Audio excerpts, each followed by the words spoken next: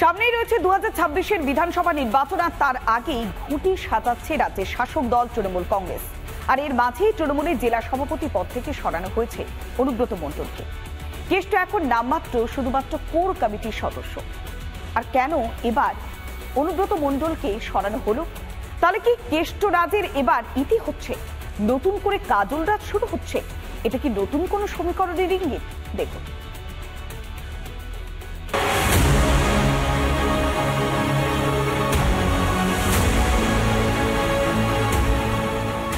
তার প্রতাপে একসময় বীরভূমে বাঘে গরুতে এক ঘাটে জল খেত। বিভিন্ন সময় তার মন্তব্য আলোড়ন ফেলে রাজ্য রাজনীতিতে। খেলা হবে হকি দিয়ে, খেলা হকি খেলাটা কিন্তু বেঙ্গলের খেলা নয়, অল ইন্ডিয়া খেলা। সেই অনুব্রত মণ্ডলকেই এবার জেলা সভাপতির পদ থেকে সরিয়ে দিল তৃণমূল শীর্ষ নেতৃত্ব। শুক্রবার দলের জেলা সভাপতি ও চেয়ারপারসনদের যে তালিকা তৃণমূল প্রকাশ করেছে, তাতে বীরভূমে অনুব্রত যুগের অবসান স্পষ্ট। জেলায় দলের সংগঠন দেখভাল করবে মমতার তৈরি করে দেওয়া কোর কমিটি।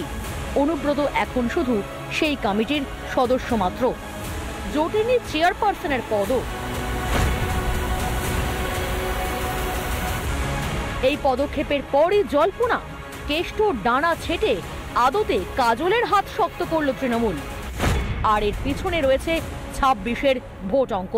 বিজেপি সিপিএম একযোগে তারা দাবি করছে যে জেলায় যে প্রায় 30% সংখ্যালঘু ভোট ব্যাংক রয়েছে, সেটাকে কাছে টানতেই মরিয়া হয়ে উঠেছে তৃণমূল। আর তাই অনুব্রত মণ্ডলের ডানা ছেটে কাজল শেখকে গুরুত্ব দেওয়া হচ্ছে তৃণমূলের অন্দরে। শুধু তুষ্টিকরণের রাজনীতি, ভাইজানকে তুষ্ট রাখতে হবে, না হলে আগামী বিধানসভা নির্বাচনে 11টা বিধানসভায় ভাইজানদের সংখ্যালঘু ভোট কোন দিকে যাবে? তৃণমূল তো পারলে 11টা বিধানসভাতে 11টাতে মুসলমান প্রার্থী দিবে, আর সেই প্রচেষ্টাও চালাচ্ছে।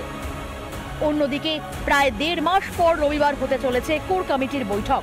সেই মর্মে সদস্যদের চিঠি পাঠিয়েছেন চেয়ারম্যান আশিস বন্দ্যোপাধ্যায়।